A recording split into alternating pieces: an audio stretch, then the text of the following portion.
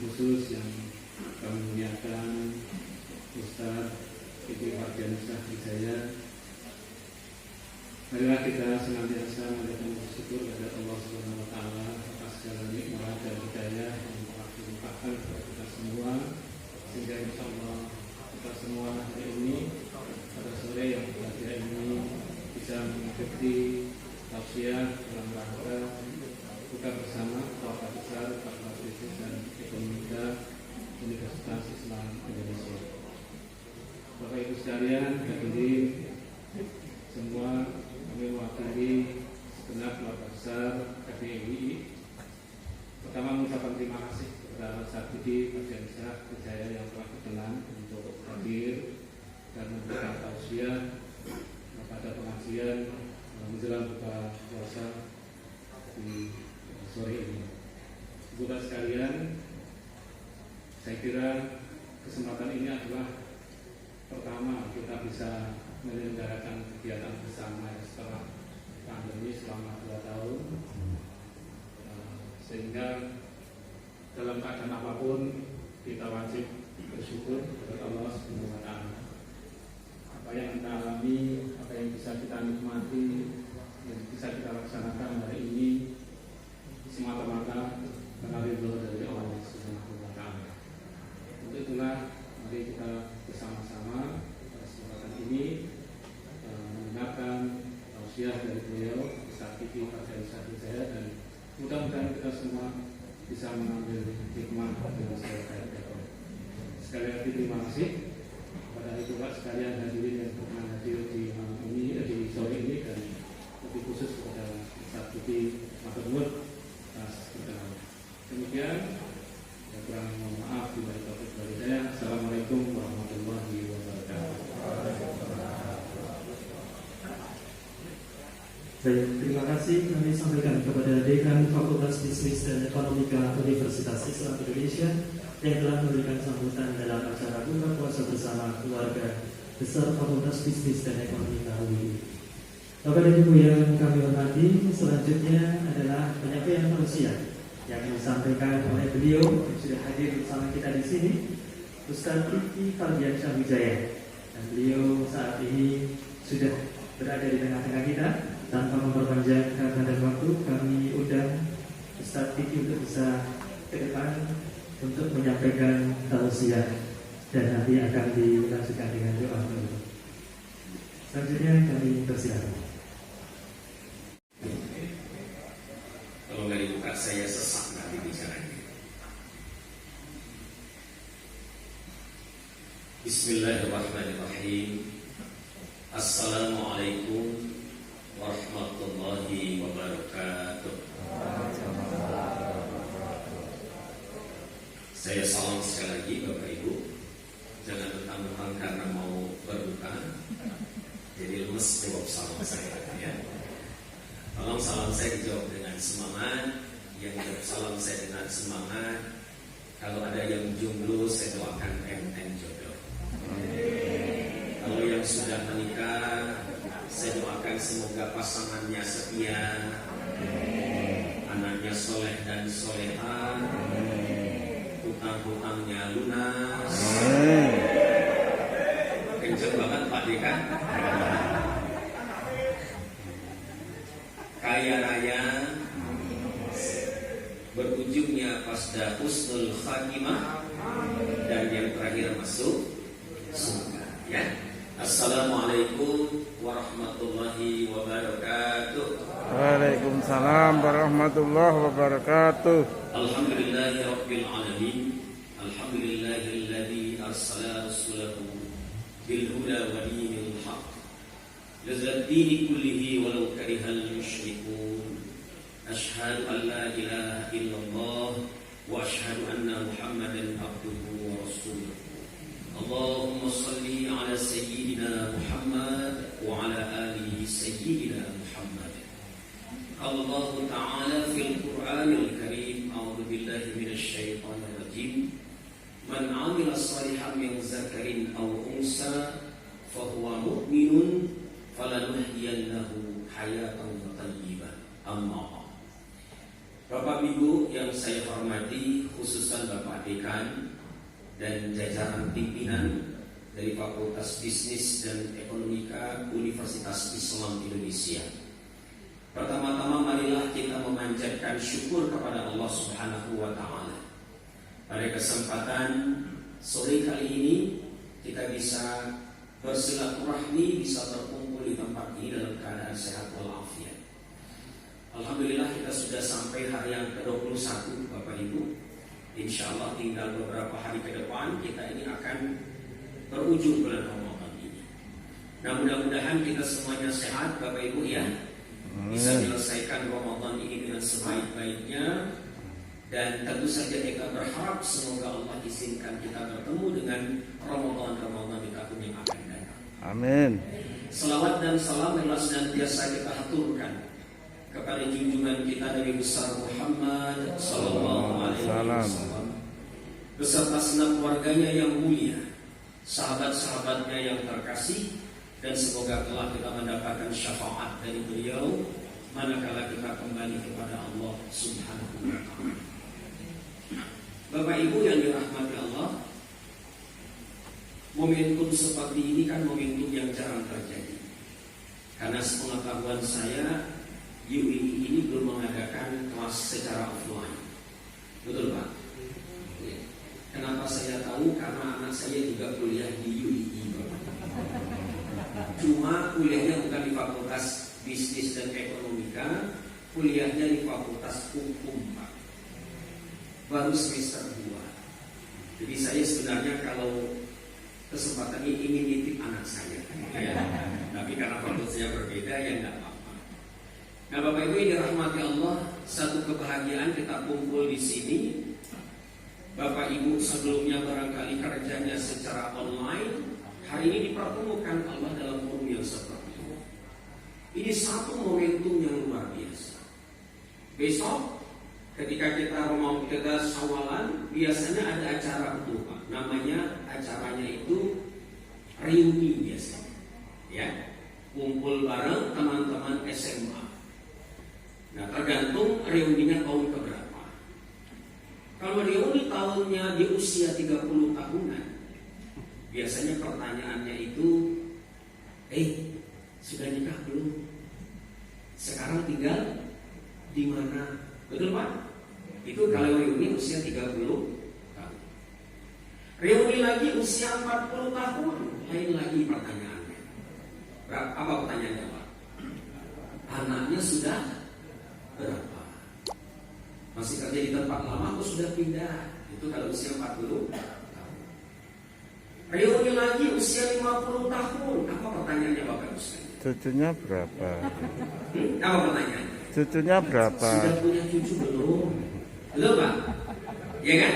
Sudah punya cucu belum? Itu usia 50 tahun. Reuni lagi usia 60 tahun, lain lagi pertanyaannya.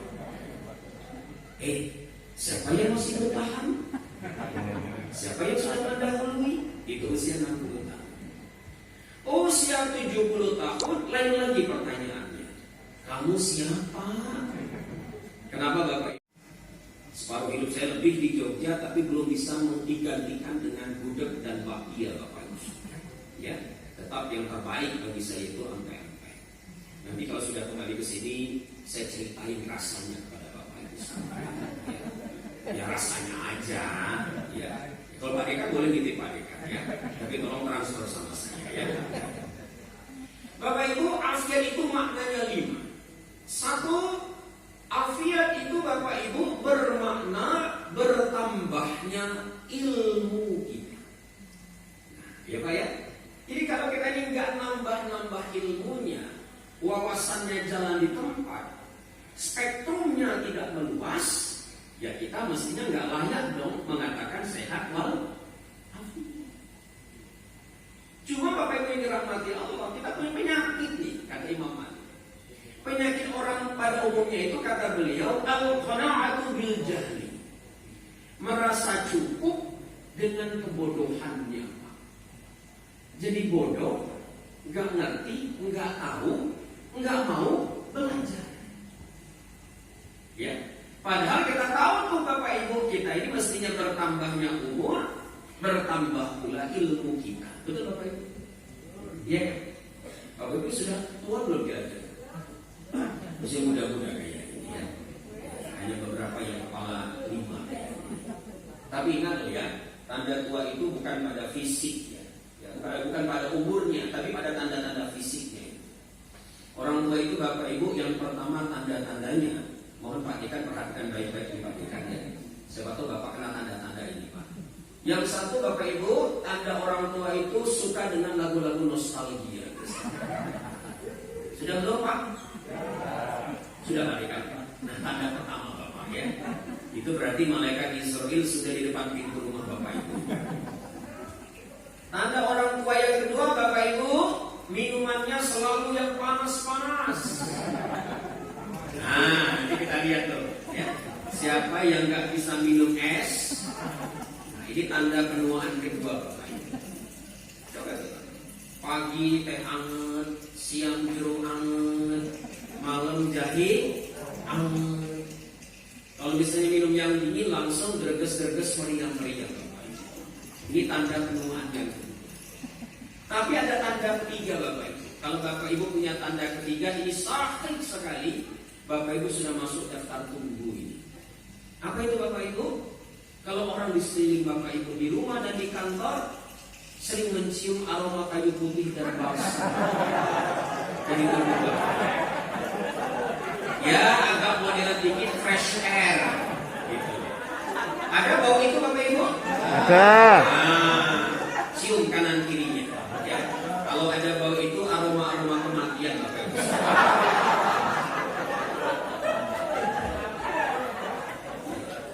Cuma guyon Pak, cuma guyon. Jadi jangan diseriusi. Ya. Cuma Bapak Ibu yang namanya tua itu kan pasti, betul tidak? Makanya kata Ibnu Arabi, kita mengalami 2 proses kembali. Yang pertama beliau sebut sebagai rujuk idhtirari, kembali kepada Allah dengan terpaksa, lahir, jadi anak-anak, remaja, dewasa, menikah, tua, punya cucu, rentak akhirnya mati. Itu kembali kepada Allah dengan terpaksa. Nah cuma persoalannya kita mau balik kepada Allah seperti apa? Maka kata Ibnu Arabi ada yang disebut sebagai rujuk ikhtiyar. Kembali kepada Allah itu dengan pilihan-pilihan sadar. Ya, kita ingin kembali kepada Allah itu sebagai manusia yang Allah ridho akan diri kita. Nah maka Bapak Ibu kalau Allah pengen kita kayak begitu, ya kuncinya belajar. Ya, kuncinya berilmu. Mohon maaf nih Bapak Ibu. Yang namanya nambah wawasan itu tidak hanya tugas teman-teman yang dosen, ya, tapi Bapak Ibu pun sebagai karyawan itu dituntut memiliki cakrawala yang luas, ya kan?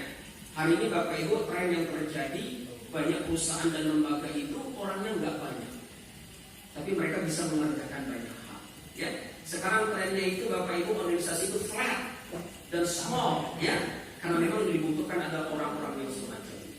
Itu yang pertama.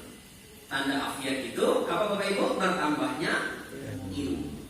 Makanya investasinya dari dada ke atas, bukan dari perut ke mana Bu? Ke bawah. Paham maksud saya? Beli buku, ikut diskusi, ya Pak ya? Nonton acara YouTube yang berkualitas, bukan yang sekadar mengikuti perkembangan selebriti. Ya. Misalnya ikut perkembangan Rafathar, Raffi Ahmad, atau Baim Wong, ya, berharap dapat apa? Undian, ya, Bapak Ibu sekalian. Itu tidak usah begitu. Itu yang pertama, bertambahnya ilmu kita, ya. Tapi itu baru pertama.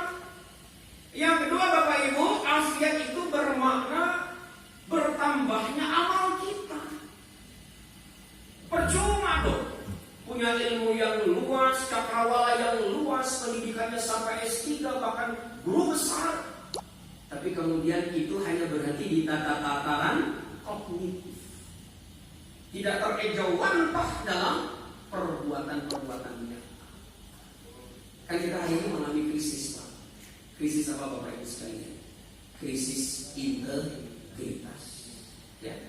Bapak Ibu tahu lah hari ini kita semuanya shock ya. Ternyata yang terlibat mafia minyak dirjennya sendiri gitu Pak ya. Itu namanya itu jeruk makan jeruk atau maling teriak maling. Bapak-bapak ibu sudah sempat antri minyak goreng belum kemarin? Enggak ya. Saya kira antri terus selfie Bu. Gitu. Enggak sampai begitulah ya. Siap-siap Bapak Ibu sekalian, ini mau naik lagi apa ini? Pertalite ya. Pertalite mau naik apa lagi? LPG ya. LPG 3 kilo mau naik. Listrik juga mau naik. Nah, ini saya sudah khawatir ini. Pasti bayaran di UI naik juga nih pasti Pak ya. Mudah-mudahan tidak ya Pak ya. Mudah-mudahan tidak ya. Nggak tahu saya ini ya. Karena semuanya kalau sudah naik pasti ikut. Nah kita itu perlu belajar mengejawantahkan ilmu kita Bapak Ibu. Bukan berapa banyak yang ada kita serap di kepala kita, tapi berapa banyak yang bisa kita amalin di dalam kehidupan ya. Bapak Ibu, ada cerita tentang integritas ini. Tapi saya nggak mau cerita dari sejarah kita. Saya mau cerita tentang tentang orang non-Muslim Pak. Bapak Ibu kenal dengan tokoh namanya Mahatma Gandhi kan? Tahu ya Pak ya? Mahatma Gandhi, Perdana Menteri pertama dari India. Kalau Bapak Ibu nggak tahu Mahatma Gandhi, Shah Rukh Khan tahu Bapak Ibu? Tahu. Apa filmnya? Kuch Putih. Nah tahu semua ini ya. Tapi kita cerita tentang Shah Rukh Khan, tapi kita cerita tentang Mahatma Gandhi Pak. Di India sana itu agamanya apa? Mayoritas Hindu. Ada kasta di situ Pak ya. Nah Bapak Ibu, suatu hari beliau ini kedatangan tamu istimewa. Seorang ibu bersama dengan anaknya. Jauh dari kampung Bapak Ibu datang menjumpai beliau. Tuhan, saya datang jauh-jauh ke sini ini minta tolong sama Tuhan. Tolong nasihati anak saya ini agar berhenti makan permen. Bayangin Pak, jauh-jauh datang minta tolong, dinasihati anaknya berhenti makan permen. Ya, Bapak Ibu Gandhi tersebut. Lalu kemudian dia mengatakan, Ibu kembalilah ke sini seminggu lagi, dan saya katakan apa yang mestinya Ibu lakukan. Maka pulanglah Ibu tadi Bapak Ibu, dan betul kemudian seminggu setelah itu dia datang kepada Mahatma Gandhi. Apa yang dilakukan oleh Gandhi Bapak Ibu? Gandhi cuma dekati anak itu, pundaknya dipegang dengan lembut Bapak Ibu. Lalu Gandhi katakan, nah mulai hari ini jangan lagi makan permen. Kalau kau makan permen, gigimu bisa rusak. Ibu tadi terperanjat Bapak Ibu. Tuhan, kalau Tuhan hanya mau mengatakan begitu sama anak saya, kenapa nunggu hari ini? Kenapa tidak minggu kemarin? Kalau bahasa kita tuh capek tahu, jauh-jauh datang. Bapak Ibu, apa jawaban beliau? Ibu maaf, saya tidak bisa nasihati anak ibu minggu lalu, karena jujur saya sendiri masih makan permen. Ya Pak ya? Coba, apa susahnya kok ngomong aku siang kecil? Ojo makan permen. Sama kayak bapak-bapak lah. Ojo mudut Bapaknya gimana? Bapaknya kayak sepur. Ibunya bilang, Dok, jangan main HP terus, belajar. Emaknya nggak bisa lepas dari HP. Jadi sering kali Bapak Ibu kata-kata itu menjadi mental. Kenapa? Karena kita tidak bisa menjadi contoh bagi orang di sekeliling kita. Betul Bapak Ibu? Ya, makanya Al-Quran memperingatkan kita. Ya ayyuhalladzina amanu lima taquluna ma la taf'alun kabura maqtan indallahi an taqulu ma la taf'alun. Hai orang-orang yang beriman, mengapa kamu mengatakan apa yang tidak kamu kerjakan? Ya, sungguh tidak terpuji di sisi Allah orang yang berkata tapi tidak mengerjakan apa yang dia katakan. Nah, jadi Bapak Ibu, tambah ilmu, tambah apa tadi? Tambah amal. Ya, kalau amal kita tambah, berarti kita ini alhamdulillah bisa layak menyebut sehat wal afiat. Yang ketiga Bapak Ibu, afiat itu artinya bertambah sabarnya. Nah ini Pak ya, bertambah sabar. Nah sabar ini Bapak Ibu sangat terasa betul ketika kemarin Bapak Ibu mengalami COVID, ya Pak ya, saya 2020 itu benar-benar belajar sabar luar biasa. Event-event saya pada cancel semua Bapak Ibu sekalian. Nah, sabar ini kata Imam Ali ada dua. Sabar terhadap apa yang kita inginkan. Yang kedua, sabar dengan apa yang tidak kita inginkan. Ya.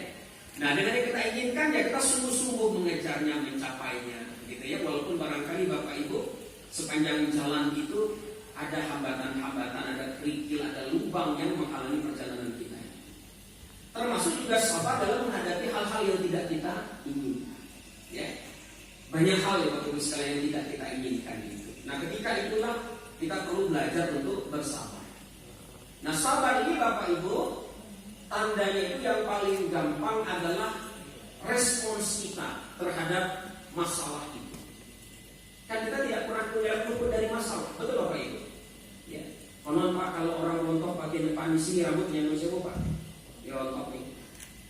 Belakangnya masih ada rambut, itu katanya orangnya pintar Bapak Ibu. Ada yang pintar kayaknya banyak sekali ya. Nah, kalau rontok bagian tengah Pak, depan masih nyisa rambut, itu katanya orangnya, kalau di depan masih rontok, depannya rontok Pak, di belakangnya masih ada rambut, katanya orangnya banyak pikiran Bapak Ibu. Tapi kalau yang rontok bagian atas, depan masih nyisa rambut, itu katanya orangnya pintar Bapak Ibu. Tapi kalau rontok depan sama atas gimana kira-kira? Dia pikir dia pintar Bapak Ibu. Mohon maaf ya Bapak ya, saya sengaja Bapak. Tapi Bapak memang pintar sepertinya ya, makanya jadi pengurus di tangan ini. Nah Bapak Ibu, tidak orang lepas dari masalah, ya betul tidak Bapak Ibu sekalian? Ada lupa lembaga yang dengan pilih mengatakan mengatasi masalah tanpa masalah. Apa lembaganya Bapak Ibu? Penggadaian. Pernah ke sana? Sering, alhamdulillah.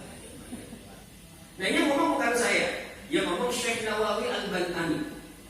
Yang ngomong itu Syekh Abdul Talib Al-Makki Bapak Ibu sekalian. Kalau ada masalah ada pada kehidupan kita, kita mudah berkeluh kesah, mudah bocor menceritakan masalah kita kepada orang lain Bapak Ibu. Kata Syekh Abdul Talib Al-Makki, masalah itu Bapak Ibu jadi balak dalam kehidupan kita. Jadi balak. Ya, di semacam hukuman untuk kita. Yang kedua kata beliau, kalau ada masalah hadir dalam kehidupan kita, kita tetap walaupun hatinya sumpek, pikirannya sempit Bapak Ibu, tapi kita berusaha untuk pandai menjaga lidah kita agar tidak mudah cerita sama orang lain. Kata Syekh Abdul Talib Al-Makki, masalah itu Bapak Ibu menjadi penggugur dosa-dosa kita. Yang ketiga, kalau masalah datang kita ridha, ya kita tidak berkeluh kesah kepada Allah sebagai mencari ikhtiar, maka kata beliau Bapak Ibu, masalah itu sudah meningkatkan derajat atau maqam kita di mata Allah Subhanahu wa Ta'ala. Nah, mari bercermin Bapak Ibu, kira-kira kita ini berada di level yang mana? Ya, kecenderungan yang hari ini ada, kita itu mudah sekali curcol, terutama curcolnya lewat media sosial. Ya Pak ya? Nah, yang keempat, betul Pak ya Pak ya? Yang keempat Bapak Ibu, afiat itu bermakna bertambahnya syukur kita. Ya. Bertambahnya syukur kita kepada Allah Subhanahu wa Ta'ala. Nah, syukur ini Pak, secara sederhana memang diartikan kita berterima kasih kepada Allah atas segala nikmat yang kita peroleh. Ya. Tapi syukur ini Bapak Ibu, kata Al-Ghazali, tidak cukup hanya dimaknai dengan ucapan Alhamdulillah. Ya. Yang paling penting kata beliau, yang pertama itu kata Al-Ghazali dimulai dari pikiran kesadaran kita. Kesadaran bahwa kita ini hidup, kita ini memperoleh sesuatu, menikmati sesuatu itu berasal asal muasalnya dari Allah Subhanahu wa Ta'ala. Ya. Cuma ada yang langsung Allah berikan kepada kita, ada yang melalui tangan-tangan hambanya yang ya, ya, yang nanti Bapak Ibu minum, yang Bapak Ibu makan. Kita minum teh itu Bapak Ibu, ya, apakah kita tahu tehnya berasal dari kebun yang mana? Supaya dia bertumbuh dengan baik, maka dia butuh pupuk, Bapak Ibu ya. Pupuknya berasal dari mana kita nggak tahu. Siapa yang mengerjakannya pun kita tidak tahu.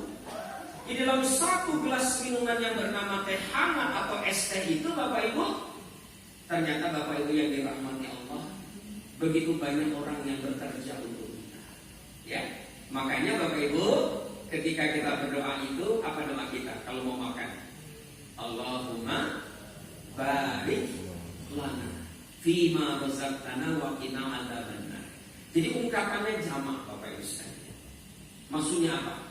Maksudnya agar yang mendapatkan keberkahan itu tidak hanya kita, ya, kita yang makan itu, tapi kita yang orang yang menyediakan itu pun terlibat di situ mendapatkan keberkahan. Nah, maka Bapak Ibu sebaik-baik di situ, sadaran kita turun ke hati, muncullah cinta di dalam diri kita kepada Allah. Ya, lebih jauh lagi Bapak Ibu, lisan kita mengucapkan hamdalah. Dan kita kemudian mudah berbagi kepada sesama manusia. Nah ini Bapak Ibu, makna syukur itu adalah kita mudah berbagi. Nah sayangnya kita ini kan sulit berbagi. Kembali kepada Imam Ali, kita punya penyakit Bapak Ibu namanya bakhil. Apa bakhil itu? Pelit, bedit ya Pak ya. Ada cerita Bapak Ibu dari Fathul Razi, seorang mufassir itu. Ini cerita dalam tafsirnya itu. Ada seorang ulama ceramah di hadapan jamaah. Hadirin sekalian, ketika seorang hamba Allah hendak memberikan sebagian hartanya di jalan Allah, saat itu ada 100 syaitan yang menggerakkan langkahnya, sehingga dia tidak jadi memberikan sebagian hartanya itu. Nah maka Bapak Ibu, ada seorang jamaah ngajuk, Ustaz, saya buktikan, saya sanggup mengalahkan 100 syaitan itu. Maka kami dia Pak, pulang ke rumah. Sampai di rumah Bapak Ibu, dia ketemu sekarung gandum. Ini nih yang bisa saya berikan kepada orang yang membutuhkannya. Bapak Ibu, baru dia angkut gandumnya itu di pundaknya Pak. Tiba-tiba istrinya ngelihat. Mau dibawa kemana nih gandum ini? Kata suaminya, ini mau saya berikan kepada orang yang membutuhkannya. Kata istrinya, jangan. Besok kita makan apa? Anak kita bagaimana? Singkat cerita Bapak Ibu, terjadilah drama Korea. Suaminya narik, istrinya narik, tarik, tarikan. Akhirnya Bapak Ibu, gandumnya jatuh di lantai sehingga tidak layak diberikan pada orang yang membutuhkan. Pulanglah dia Bapak Ibu ke majelisnya dengan tangan hampa. Ditanya oleh Pak Kiainya, Ustadznya, gimana hasilnya? Pak Kiai, Pak Ustadz, saya bisa menaklukkan 100 syaitan, tapi saya kalah sama induknya syaitan. Siapa induk syaitannya Pak? Istri, ya. Nah, tapi tentu saja bukan berarti ibu-ibu induk syaitan, bukan ya. Maksud saya seringkali kebaikan kita itu kemudian terhalangi ya oleh orang-orang yang dekat dalam kehidupan kita. Ya, misalnya siapa? Suami, istri, anak, ya. Dan satu lagi, ada pikiran tentang rezeki. Itu yang menjadi kekhawatiran kita. Sehingga kita jadi sulit untuk berbagi kepada orang lain. Nah, itu yang pertama. Masya Allah, ya. Ini nanti Bapak Ibu sekalian. Yang keempat apa tadi Bapak Ibu? Tambah syukurnya. Nah, ya tambah syukurnya, ya. Nah yang kelima Bapak Ibu, yang terakhir nih. Yang terakhir Bapak Ibu, makna afiat itu memperoleh rezeki dengan halal. Mendapatkan rezeki yang halal. Itulah makna afiat. Jadi percuma Bapak Ibu kalau kita ini mendapatkan rezeki yang berlimpah, tetapi kita peroleh dengan cara yang tidak betul. Ya. Maka Bapak Ibu patut bersyukur. Hari ini Bapak Ibu bekerja di UII ini sebagai bagian dari sivitas akademika. Ini nikmat yang luar biasa. Bapak Ibu mendapat rezeki dari bekerja di tempat ini. Mudah-mudahan ini menjadi wasilah Bapak Ibu meraih keberkahan. Ya. Nah, tanda berkah itu Bapak Ibu apa? Tandanya itu kita dan keluarga kita itu makin kesini makin dekat kepada Allah. Makanya Bapak Ibu dalam kita bekerja itu, di situ diperlukan kesungguhan kita dalam bekerja, etos kita dalam bekerja. Bahkan belakangan Bapak Ibu, kebetulan saya menggeluti dunia psikologi industri, Pak Dekan, Bapak Ibu pimpinan yang lain. Nah, saya senang dengan salah satu hasanah terbaru itu namanya psikologi positif, Bapak Ibu. Nah, salah satu tokohnya itu namanya Mihaly Csikszentmihalyi, ya. Dia menyebutkan bahwa ternyata satu faktor penting dalam kita meraih rezeki yang tidak kalah penting itu, Bapak Ibu, adalah perlunya kita bahagia dalam bekerja. Nah, pertanyaan besarnya Bapak Ibu di sini, bahagia nggak kerja di bahagia nggak Pak Bu? Bahagia. Serius. Jangan depan Pak Dika bilangnya bahagia loh ya. Bahagia ya? Bahagia. Tapi bahagia itu Bapak Ibu cirinya 3. Nah, ya, tolong diperhatikan. Kalau mudah-mudahan ada pada diri Bapak Ibu sekalian. 1, orang yang bahagia dalam bekerja itu Bapak Ibu dia say. Say itu artinya dia positif mengatakan tentang pekerjaannya, tentang lingkungan kerjanya, tentang apa yang dia lakukan. Itu Pak. Ngomongnya yang baik. Tapi mohon maaf Bapak Ibu, ada orang yang bekerja itu, dia bekerja di situ, tetapi setiap hari di media sosial isinya umpatan Bapak Ibu sekalian. Pimpinan gak mutu, teman gak bisa diajak kerja sama, banyak semua. Berkali-kali dia buat status kayak begitu. Tapi mohon maaf, dia makan gaji di situ Pak. Bapak Ibu, mohon maaf sekali deh, itu mirip orang yang meludah ke dalam sumur, yang sumur